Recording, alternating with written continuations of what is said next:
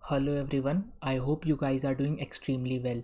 Today we are going to discuss another problem in our HashMap series. The problem name is intersection of two arrays. So let us understand the problem description. So we are given two arrays, let us say nums1 and nums2, and we want to find the intersection of these two arrays. Okay, so let us take an example to understand the problem description more clearly. So let us say we are given nums1 as 10, 25, 35, 45, 19 and 63 and nums2 as 10, 19, 28 and 46. So what will be the intersection of nums1 and nums2? So the intersection of two arrays will be nothing but those values which are present in both the two arrays. So here we can say that 10 is present in nums1 as well as nums2. So it will also be present in nums1 intersection nums2.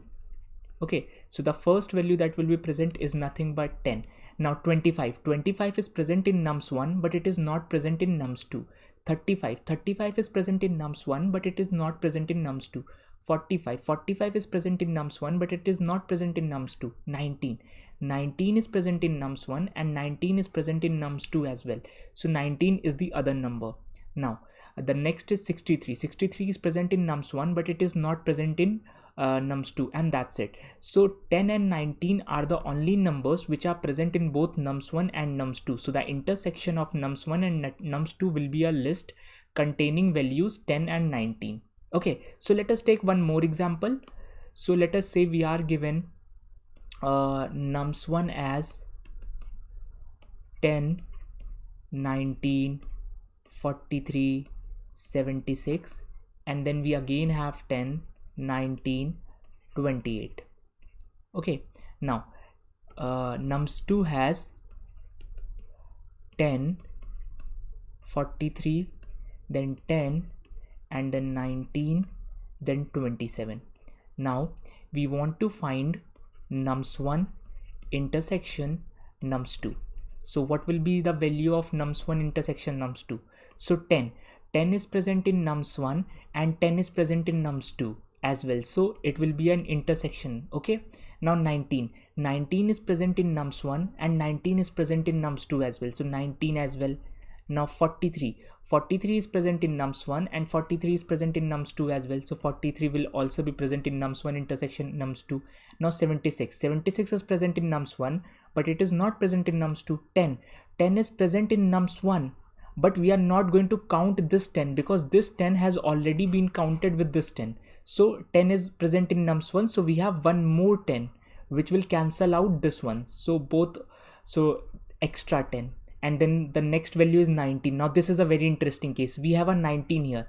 Now 19 is also present in nums2 but this 19 is getting cancelled with this value, right? So we don't have any value for this 19, therefore this 19 will not be present in the intersection. So what I am saying, the frequency of the numbers will also matter. Okay, now 28 is present in nums1 but it is not present in nums2, so the value of nums1 intersection nums2 will be nothing but 10, 19, 43 and again 10 in the form of a list. So let us take one more example. Let us say we are given nums1 as let's say 17, 16 and 15, and let's say we are given nums2 as 2, 3 and then 4. We want to find the value of nums1 intersection nums2.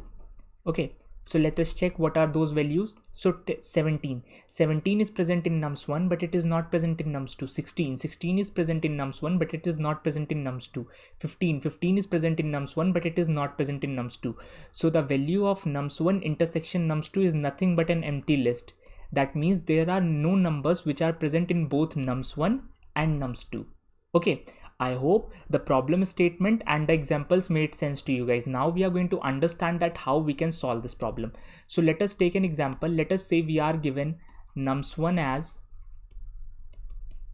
as 10, 20, 25, then 35 and then 10, then 16 and then 19. Okay, and then we are given nums2 as 10, 16, 19, 10, 2, 4, 8. Okay, now what is if you are sitting in a coding interview, what is the brute force approach? Like if you are going to tell the interviewer the first approach, that approach will obviously be the brute force approach. Now what is the brute force approach of solving this problem? The brute force approach for solving this problem is pick every number present in nums1, and for every number check whether that number is present in nums2 or not. If that number is present in nums2, that means it is an intersection number, means it is present in both the nums, so it will be present in nums1 intersection nums2. Also we are going to handle the duplicate values separately. Okay, so let me explain what do I mean by this. So the first value present in nums1 is 10, so we are going to check whether 10 is present in nums2 or not. So yes, 10 is present in nums2. So what we are going to do, we are going to add this 10 in some answer array which we have already declared. So 10 will be added in that. Now this 10 is cancelled. Okay, now the next value present in nums1 is nothing but 20. Now we are going to check whether 20 is present in nums2 or not. So 20 is not present in nums2. Now the next value that we are going to check is 25, because the next value present in nums1 is 25. We are going to check whether 25 is present in nums2 or not. As we can clearly see, 25 is not present in nums2. Now we are going to move to the next value. The next value is nothing but 35. Now for 35, we are going to check whether this 35 is present in nums2 or not. So 35 is not present in nums2, so it will not be a part of our intersection array. Now the next value is 10. We are going to check whether 10 is present in nums2 or not. So now this is a very interesting case. This first 10 is already wasted, so we are not going to keep a count in this. Now we are going to again check if there is one more 10. So we can clearly see there is one more 10 here. Okay, so this 10 is also counted, so we can say 10 is again an intersection. Now the next value is 16. Okay, that 6, and the next value is 16. We are going to check whether 16 is present in nums2 or not. So yes, 16 is present in nums2, so it will be present in nums1 intersection nums2. Okay, the next value is 19. We are going to check whether 19 is present in nums2 or not. So yes, 19 is present in nums2. So 19 will be added in nums1 intersection nums2 array, and that's it. We have iterated over the entire nums1 array and we have got the value of nums1 intersection nums2 in our answer array. Okay, talking about the time complexity of this approach, the time complexity of this approach is pretty straightforward. It will be big O of n times m, where n is the number of values present in nums1 and m is the number of values present in nums2. How big O of n times m? Now for every value present in nums1, we are doing a linear search in nums2. So for every value, a linear search is gonna take us big O of m time, and there are n values, so the overall time complexity is nothing but big O of n times m.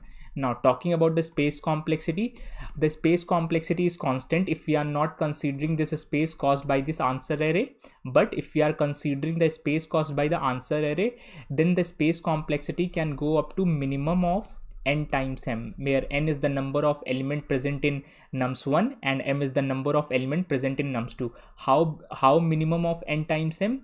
Because the intersection is going to have the largest values. Let us say if we have an array like 10, 20 and 30, and then nums2 array, as this is nums1 array, this is nums2 array, and nums2 array is going to have 10, 20. So what will be the intersection? The intersection will be 10, 10 and then 20, 20. So what will be the size of our answer array? It will be nothing but the size equal to this nums2. So in the worst case, the space complexity can go up to big O of minimum of n times m.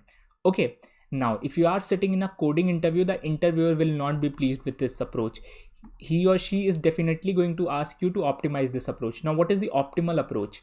So to solve this problem optimally, we need hash map. We need the knowledge of hash maps. So let us understand how we can solve this problem using hash map. So let us say we are given nums1 as 10, 25, 35, 45, then 10, 19, 16, 14, then 10.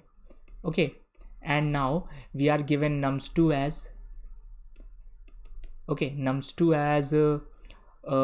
let us say 10, then 19 and then 16 and then 10, then 47. Okay, so what is the first step? The first step is to create a hash map. Okay, before creating a hash map, the first step to initialize an answer array, an empty array. So let us initialize that. So the first step is to initialize an empty answer array. So initialized an empty answer array. Now what is the second step? The second step is to initialize a hash map. So let us initialize a hash map. A hash map will be a key value pair where the key will be nothing but the value, and the value associated will be nothing but, let me change this value to element, it will be more clear. So the key will be nothing but the elements, okay, and its value will be nothing but the number of times this element has occurred, so the frequency. Okay, now what is the third step? The third step is we are we are going to iterate over our nums1 array. So let us iterate over our nums1 array. So initially will be present at the first element. Now for the first element, that is 10, we are going to check whether 10 is present in our hash map or not. So 10 is not present in our hash map. So what we are going to do? We are going to create an entry. So 10 will be the key, and what will be the value? Value will be 1 because this is the first time this element is occurring. So its frequency will be 1. Okay, now we are going to move to the next element. So the next element is nothing but 25. We are going to check whether this 25 is present in our hash map or not. So 25 is not present in our hash map. So what we are going to do? We are going to create an entry. So what will be the key? Key will be 25, and what will be its value? Its value will be 1 because this is the first time this element is occurring. And now we'll move to the next value. So the next value is nothing but 35. Now for 35, we are going to check whether 35 is present in our hash map or not. So 35 is not present in our hash map. So what we are going to do? We are going to create an entry. So 35 will be the key, and what will be the value? Value will be 1 because this is the first time this is occurring. And now we'll move to the next element. So the next element is nothing but 45.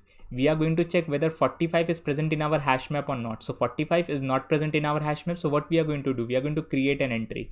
45 will be the key, and what will be the value? Value will be 1 because this is the first time this element is occurring. And now we'll move to the next element. So the next element is nothing but 10. We are going to check whether this 10 is present in the hash map or not. And as we can clearly see, this 10 is already present in the hash map, right? So what we are going to do? We are going to increase the frequency of this element by 1. So 1 plus 1 will become 2.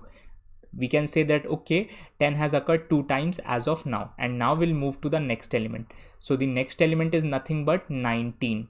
Okay, we are going to check whether this 19 is present in our hash map or not. So 19 is not present in our hash map. So what we are going to do? We are going to create an entry. So 19 will be the key, and what will be the value? Value will be 1 because this is the first time this element is occurring. And now we'll move to the next element. So the next element is nothing but 16. We are going to check whether 16 is present in the hash map or not. So 16 is not present in the hash map. So what we are going to do? We are going to create an entry. So 16 will be the key, and what will be the value? Value will be nothing but 1 because this is the first time this element is occurring. Now we'll move to the next element. The next element is nothing but 14. We are going to check whether 14 is present in the hash map or not.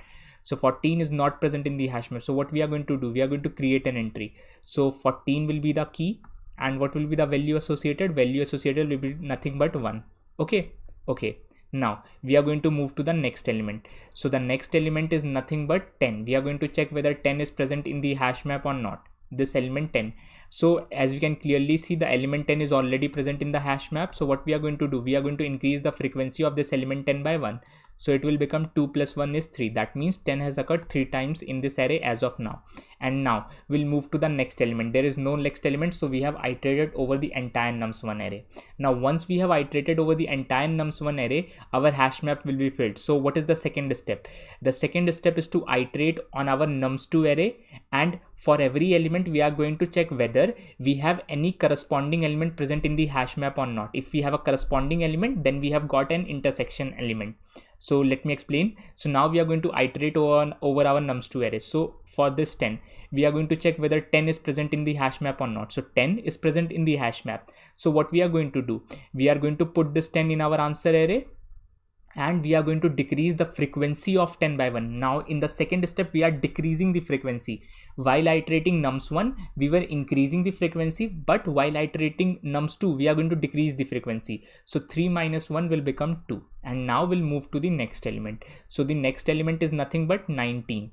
Now we are going to check whether 19 is present in the hash map or not. So yes, 19 is present in the hash map. Now what we are going to do? We are going to put this 19 in our answer array, and we are going to decrease its frequency. So decreasing its frequency will become 1 minus 1, 0. Now whenever the frequency of any element will become 0, we are going to delete that entry from the hash map. So we'll delete this 19. Okay, because the frequency because the frequency become 0. Okay, and now we'll move to the next element. So the next element is nothing but 16. We are going to check whether 16 is present in the hash map or not. So yes, 16 is present in the hash map. You can clearly see. So what we are going to do, we are going to put this 16 in our answer array. Okay, and we are going to decrease its frequency. So the frequency of 16 is 1, and we are going to decrement it by 1, so it will become 0. Now the frequency of 16 is becoming 0, so we are going to delete this element from the hash map. So we have deleted this element, and now we'll move to the next element. So the next element is nothing but 10. Okay, now we are going to check whether 10 is present in the hash map or not. So yes, 10 is present in the hash map, and the frequency is 2. So what we are going to do, we are going to put this 10 in our hash map, and we'll decrement its frequency by 1. So let us decrement the frequency. So frequency will become 1, right? Right, because 2 minus 1 is 1, and since the frequency is not 0, we are not going to delete this entry. Now the next element is nothing but 47. We are going to check whether 47 is present in our hash map or not. So as you can clearly see, 47 is not present in our hash map, so it is not an intersection value. So we are going to move now. We have no more values to process, and in the end we can say our answer value is storing the intersection of both nums1 and nums2. And as you can clearly see, the values present in nums1 and nums2 which are intersection are this 10, this 19, and 16, and then we have this 10 and 10. As you can clearly see, we don't have any corresponding value for this 10. Okay, we don't have any corresponding value for this 10, therefore there are only 2 10s present in our answer array. Okay, so in the end our answer value, our answer array is going to tell us the intersection of nums1 and nums2. Now talking about the time complexity of this approach, what we are doing, we are just iterating over our nums1 array in the first iteration, and in the second iteration we are iterating on our nums2 array. So the time complexity will be nothing but big O of n plus m, where n is the number of element present in nums1 and m is the number of element present in nums2.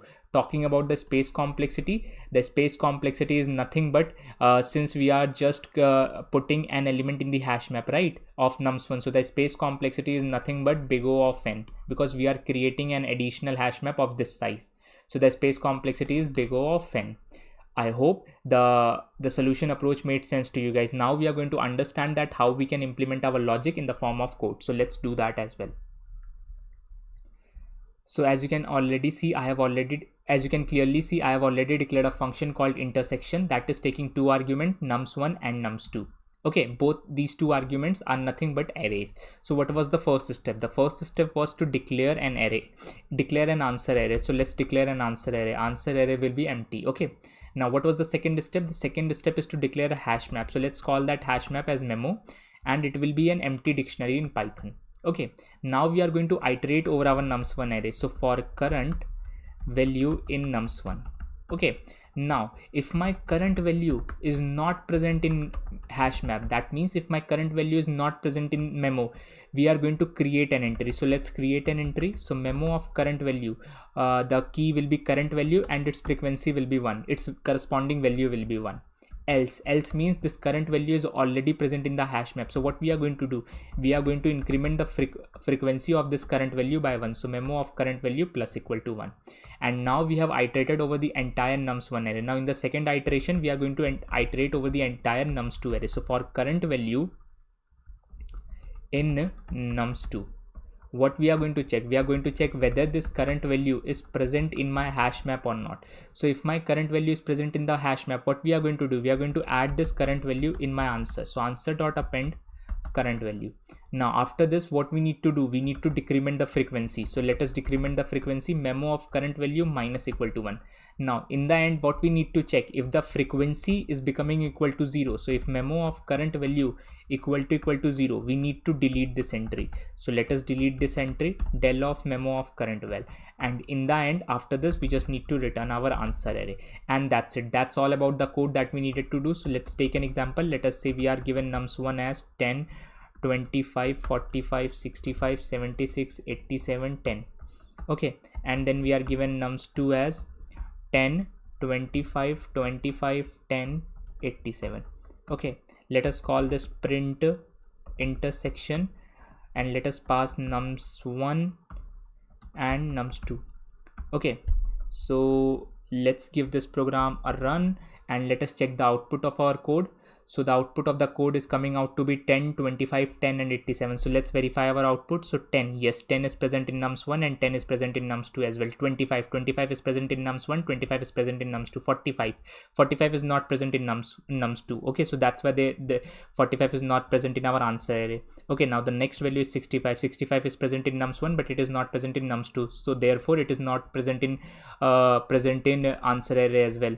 Now 76, same for 76. Now 87 is present in nums1 and 87 is present in nums2 as well. Now this 10 is present in nums1 and 10 is present in nums2 as well. We have two frequencies of 10 in nums1 and we have two frequencies of 10 in nums2. That's why we have two frequencies of 10 in our answer array. And now let us check for 25. We have one frequency of 25 in nums1 and we have two frequencies of 25 in nums2, but in our answer array we are having only one because we are finding the intersection. Okay, I hope the problem statement, the solution approach and the code made sense to you guys. If you guys still have any queries regarding this problem, please drop your concern in the comment section and I will be more than happy to help you there. Regarding this series, I will be uploading more of the questions in the upcoming weeks, so keep following us. Until then, keep smiling and keep coding. Thank you.